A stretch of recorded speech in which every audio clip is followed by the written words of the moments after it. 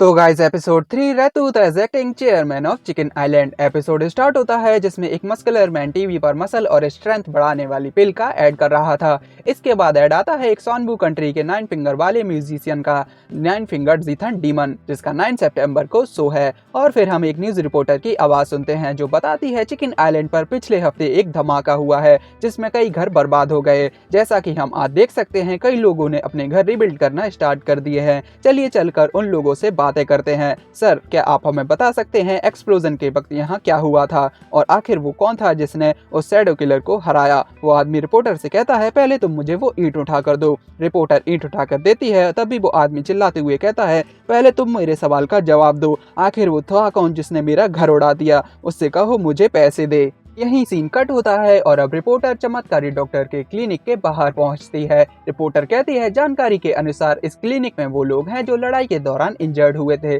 चलिए चलकर उनसे बातें करते हैं। रिपोर्टर अंदर जाकर देखती है उनमें से कोई भी बात करने की हालत में नहीं था। अब रिपोर्टर बाहर बैठी कोला से पूछती है बच्ची, क्या तुम हमें बता सकती हो उस समय कौन था जिसने उस शैडो किलर को हराया? कोला कहती है आप जरूर व्हाइट फॉक्स के बारे में बात कर रही हैं। कोला याद करती है और कहती है उस समय तो हम उसे नहीं हरा पाए थे। उसके बाद मैं बेहोश हो गई थी और जब मेरी आंख खुली तो मैंने खुद को यहाँ पाया। तभी अंकल चैन कहते हैं मैं जानता हूँ वो कौन है जिसने व्हाइट फॉक्स को हराया है, क्योंकि वो और कोई नहीं बल्कि मैं ही हूँ जिसने व्हाइट फॉक्स को हराया था। अंकल चैन रिपोर्टर को बताने लगते हैं वो लड़ाई बहुत खतरनाक थी क्योंकि वहाँ 2 शैडो किलर थे। अब यहाँ हम फ्लैशबैक देखते हैं जब रैतूत ने अपने नाखून व्हाइट फॉक्स की चेस्ट में घुसेड़ दिए थे। तभी वहाँ एंट्री होती है अंकल चैन की। अंकल चैन कहते हैं मैंने देखा वहाँ 2 शैडो किलर हैं जिसमें से एक का नाम था व्हाइट फॉक्स और दूसरे का रैतूत। व्हाइट फॉक्स और रैतूत देखते हैं वहाँ अंकल चैन आ चुके हैं। तभी अंकल चैन व्हाइट फॉक्स में the punch of the unrivalled old geezer मारते हैं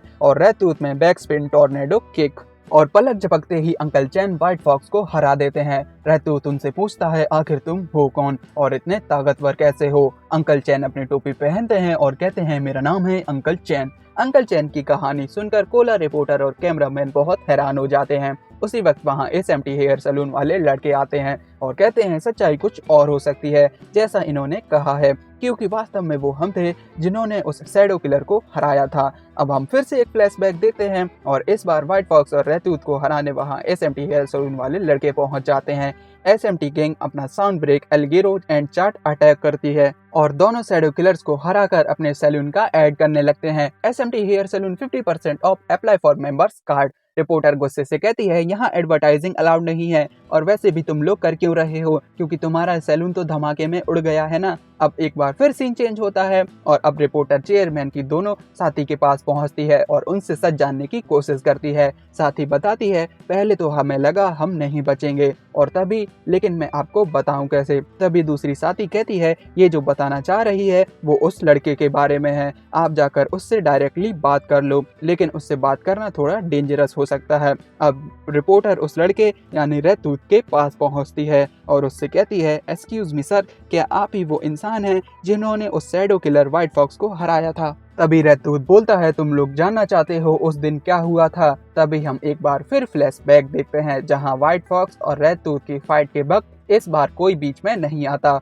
और वो दोनों अपनी फाइट कंटिन्यू करते हैं। हम देखते हैं जब रैतूत ने अपने नाखून व्हाइट फॉक्स की चेस्ट में घुसेड़ दिए थे तब व्हाइट फॉक्स ने अपनी एनर्जी रैतूत की बॉडी में सेंड कर दी थी। व्हाइट फॉक्स ये देखता है रैतूत ने बिना अपना बचाव किए अपनी बॉडी में व्हाइट फॉक्स की एनर्जी सेंड होने दी है। तभी रैतूत की बॉडी में जो ब्लड डीमन है वो रैतूत से कहता है तुमने मेरी पावर्स प्रोटेक्शन के लिए एक्टिवेट क्यों नहीं की? ब्लड डीमन कहता है सील रिमूव होने के बाद हमारी पावर्स के सामने कोई नहीं टिक सकता, कोई हमारे खिलाफ होकर जीत नहीं सकता। गधे, मुझे तुम्हारी बॉडी पर टेक ओवर करने दो। और तभी ब्लड डीमन रैतूत की बॉडी पर टेक ओवर यानी कब्जा कर लेता है और व्हाइट फॉक्स की एनर्जी को बॉडी से रिमूव कर देता है। अब रैतूत की बॉडी पूरी तरह से ब्लड डीमन के कंट्रोल में होती है और वो व्हाइट फॉक्स को खत्म करने के लिए तैयार हो जाता है। रैतूत को देखकर व्हाइट फॉक्स कहता है तुम कुछ नहीं, बस एक वहसी कुरूपता का टुकड़ा हो। ब्लड डीमन व्हाइट फॉक्स को खत्म करने पड़ता है। ये देखकर व्हाइट फॉक्स बोलता है मेरे पास उससे लड़ने के लिए सिर्फ एक ही रास्ता है, मुझे अपनी बची हुई सारी स्ट्रेंथ के साथ उस पर अटैक करना होगा। तभी व्हाइट फॉक्स अपनी सारी स्ट्रेंथ के साथ एक एनर्जी बॉल बनाता है और उसे रहतूत यानी ब्लड डीमन पर शूट कर देता है। ब्लड डीमन अपनी पावर्स के साथ उस एनर्जी बॉल को रहतूत की बॉडी से हिट करने से रोकने लगता है। उसी वक्त रहतूत वापस से अपनी बॉडी पर कंट्रोल पाने की कोशिश करता है और तभी हम चेयरमैन जियांग की आवाज़ सुनते हैं, जिन्होंने रहतूत से कहा था ब्लड डीमन अभी तक तुम्हारा इस्तेमाल कर रहा है और जैसे ही मैं सील रिमूव कर दूंगी वो इस बात का फ़ायदा उठाएगा और तुम्हारी बॉडी पर कब्जा पाने की कोशिश करेगा, तो तुम्हें खुद ही इस बारे में सोचना होगा। तभी रहतूत देखता है ब्लड डीमन ने कैसे उसकी बॉडी पर कंट्रोल पाकर लोगों की हत्या की थी और उसको पूरी तरह से वश में कर लिया था। और फिर रहतूत ब्लड डीमन से अंदर ही अंदर लड़ने लगता है और कहता है मुझ पर कोई हावी नहीं हो सकता, चाहे वो तुम ही क्यों ना हो। तभी रहतूत वापस अपनी बॉडी पर कंट्रोल पा लेता है और उस एनर्जी बॉल को अपनी बॉडी को हिट करने देता है। रहतूत ब्लड डीमन से कहता है तब तूने कहा था तेरी सारी पावर्स मेरी होंगी, लेकिन वो बस एक झूठ था। तू बस मुझे अपना शिकार बनाकर उस व्हाइट लोटस सील से छूटना चाहता था। तो चल अब हम दोनों इस शरीर के साथ अपने अंत का सामना करते हैं। तभी ब्लड डीमन अपनी जान बचाने के लिए रहतूत की बॉडी से बाहर आने लगता है, लेकिन उसे अपनी जान बचाने के लिए किसी दूसरे का शरीर चाहिए था और ब्लड डीमन व्हाइट फॉक्स की बॉडी पर कब्जा करने बढ़ता है। ये देख व्हाइट फॉक्स कहता है मेरे पास उससे बचने के लिए एनर्जी पूरी तरह से खत्म हो गई है, लेकिन ब्लड डीमन भी उसकी तरफ बढ़ रहा था। उसी वक्त व्हाइट फॉक्स जो एनर्जी बॉल उसने रहतूत पर शूट किया था उसे रहतूत की बॉडी से वापस बुलाता है और ब्लड डीमन की बॉडी में भेजकर ब्लास्ट कर देता है, जिससे ब्लड डीमन के चिथड़े उड़ जाते हैं और व्हाइट फॉक्स और रहतूत तो बच जाते हैं, लेकिन ब्लड डीमन की मौत हो जाती है। ब्लड डीमन के शरीर से निकलते ही रहतूत अचानक से अपनी बॉडी बहुत लाइट फील करता है। व्हाइट फॉक्स रहतूत से पूछता है क्या ये सब तुम्हारा प्लान था? रहतूत कहता है मैं तुम्हारी तरह नहीं हूँ जो प्लानिंग वगैरह बनाकर काम करता है। व्हाइट फॉक्स कहता है तुम कुछ नहीं बस एक पिग हेड हो और अब जब तुम्हारे पास ब्लड डीमन की पावर्स नहीं है तो चलो देखते हैं तुम खुद को कैसे बचाते हो। व्हाइट फॉक्स रहतूत पर एनर्जी शूट करने जाता है, लेकिन तभी एंट्री होती है एसएमटी हेयर सैलून गैंग की और वो व्हाइट फॉक्स पर अटैक कर देते हैं। एसएमटी गैंग कहती है सच कहें तो इस आइलैंड के सबसे स्ट्रॉन्ग बार्बर्स हम ही हैं। व्हाइट फॉक्स कहता है मुझे हेयर स्टाइलिस्ट से सबसे ज़्यादा नफरत हो गई है। अब व्हाइट फॉक्स जैसे ही उन लोगों पर अटैक करने जाता है तभी उस पर इलेक्ट्रिक शॉक वाली लेज़र बीम से अटैक होता है और हम देखते हैं वो अटैक 4 स्टेनियन एयरशिप ने किया था। एयरशिप से स्टैन की रोबोटिक आर्मी बाहर आती है और हम देखते हैं प्रिंस को उसका राइट हैंडमैन कपड़े पहनाता है और कहता है हमें माफ़ करना सर, हमने आने में देरी कर दी। प्रिंस उन लोगों को ऑर्डर देता है और व्हाइट फॉक्स को स्टैन ले जाकर उस पर अच्छी तरह से रिसर्च करने को कहता है ताकि वो पता कर सके उसके अटैक व्हाइट फॉक्स के खिलाफ यूजलेस क्यों थे। वहां से वापस जाते वक्त प्रिंस अपने एक साथी से कहता है तुम यहाँ रुको और उस लड़की यानी कोला को ट्रीट करो। ये कहकर प्रिंस वहां से चला जाता है। तभी हम देखते हैं ब्लड डीमन पूरी तरह से मरा नहीं था, लेकिन एक अननोन पर्सन ब्लड डीमन को अपनी तलवार में कलेक्ट करता है और वहां से चला जाता है। अब रहतूत देखता है वो एयरशिप व्हाइट फॉक्स को बंदी बनाकर अपने साथ ले जा रही थी। उसी वक्त व्हाइट फॉक्स अपनी गर्दन उठाता है और रहतूत को देखकर एक ईविल स्माइल करता है और फिर वो एयरशिप वहां से चले जाते हैं। इसके बाद सीन प्रेजेंट में आता है और रहतूत ये सोचता है व्हाइट फॉक्स स्माइल क्यों कर रहा था। तभी हम रिपोर्टर को देखते हैं जिसके पसीने छूट जाते हैं और वो रहतूत से कहती है आप भी एक शैडो किलर हैं। रहतूत कहता है हाँ, और अगर तुमने मुझे अपने कैमरे में रिकॉर्ड किया तो मैं तुम्हें मार दूंगा। रिपोर्टर और कैमरामैन दोनों के डर से पसीने छूट जाते हैं और वो कहते हैं नहीं नहीं ये कैमरा तो ऑन भी नहीं है। रिपोर्टर कहती है लगता है आखिर में एसएमटी गैंग ही थी जिसने व्हाइट फॉक्स को हराया और वो दोनों एसएमटी गैंग से बात करने जाने लगते हैं। तभी रहतूत रिपोर्टर से कहता है भूल जाओ मैंने जो अभी कहा, क्योंकि मेरे लिए अब ये कोई मायने नहीं रखता। रिपोर्टर कहती है अगर ऐसा है तो मेरा आपसे एक आखिरी सवाल है, अगर व्हाइट फॉक्स भी आप ही की तरह एक शैडो किलर था तो क्यों आपने उससे लड़कर चिकन आइलैंड को प्रोटेक्ट किया?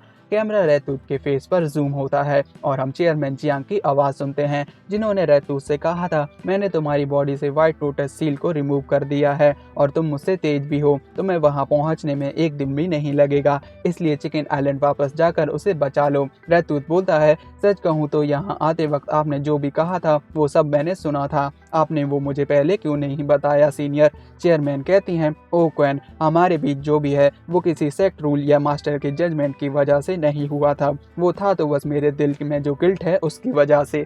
हम देखते हैं चेयरमैन के एक तरफ मास्टर होती हैं तो दूसरी तरफ क्वीन। चेयरमैन कहती है मेरे बारे में तुम चाहे कुछ भी कहो, तुम मुझे जिद्दी कहो चाहे एक बेवकूफ़, लेकिन फिर भी मैं इस गिल्ट का सामना नहीं कर सकती। तभी हम छोटी सी चेयरमैन को देखते हैं और चेयरमैन बताती हैं मैं बचपन से ही व्हाइट लोटस सेक्ट में पली बड़ी हूँ, इसलिए जो मास्टर कहती थी वो मेरे लिए रूल बन जाता था। लेकिन बाद में जब मुझे स्वानबू छोड़ना पड़ा तब मैंने जाना कि दुनिया में जीने के कई और रास्ते भी हैं, और सच कहूँ तो मैं बहुत कठोर हूँ। मैं चिकन आइलैंड पर भी बहुत जिद्दी हूँ, लेकिन फिर भी मैं खुद को चिकन आइलैंड से प्यार करने से रोक नहीं पाई। रहतूत कहता है अगर आप चाहें तो मेरे साथ चल सकती हैं। चेयरमैन कहती हैं नहीं, अब मैं इस जगह को और नहीं छोड़ सकती क्योंकि मुझे यहाँ रहकर मास्टर का साथ देना है। तो क्वीन प्लीज चिकन आइलैंड को हार्म होने से बचा लो। और यहीं हमारा फ्लैशबैक खत्म होता है।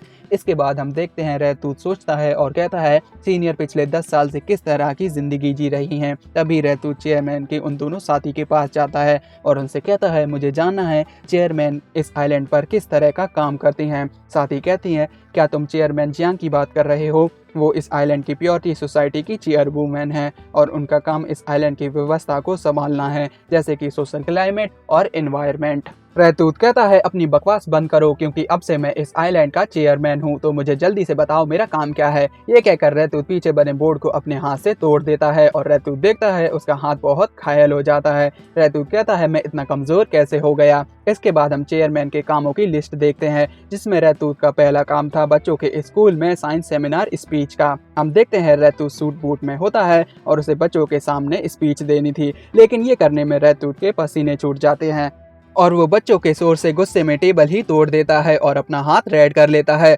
रहतूत की पावर देखकर वो बच्चे उसके फैन बन जाते हैं और फिर पहला काम यहीं खत्म हो जाता है। दूसरे काम की बारी आती है जो था नर्सिंग होम का, जिसमें रहतूत को बूढ़े लोगों का इलाज करना था। रहतूत एक बूढ़े बाबा की कमर देखता है और उन्हें बताता है आपकी कमर का दर्द बुढ़ापे की वजह से है, ये ठीक नहीं हो सकता, और सच कहूँ तो मैं कोई डॉक्टर भी नहीं हूँ। अब वो बूढ़े बाबा रहतूत से बातें कर करके उसका दिमाग खा जाते हैं। डॉक्टर साहब क्या आपकी शादी हो गई? मेरे लड़के की तो हो गई, उसकी शादी किए बहुत टाइम हो गया। और फिर जैसे तैसे करके वो बाबा वहाँ से जाते हैं और रहतूत को शुक्रिया कहते हैं।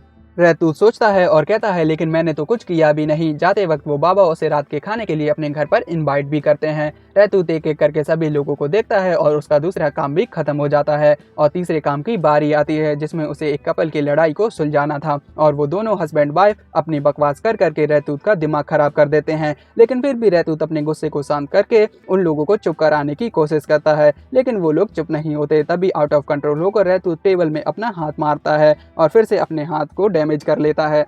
अब 1.5 घंटे लड़ने के बाद वो दोनों हस्बैंड वाइफ बाहर आते हैं और इस 1.5 घंटे में रहतूत का हाल बेहाल हो जाता है। लेकिन इतनी देर लड़ने के बाद भी वो दोनों हस्बैंड वाइफ आखिर एक साथ घर जाते हैं। ये देखकर रहतूत कहता है वो दोनों अभी शैतानों की तरह लड़ रहे थे और अब देखो। तभी वहाँ वो दोनों साथी आती हैं और रहतूत से कहती हैं चलो टाइम हो गया है, अब हमें 8 बजे से 11 बजे तक नाइट पेट्रोलिंग करनी है। रहतूत गुस्से में कहता है क्या बकवास है और फिर से अपना हाथ दीवार में दे मारता है और अपने खून निकाल लेता है।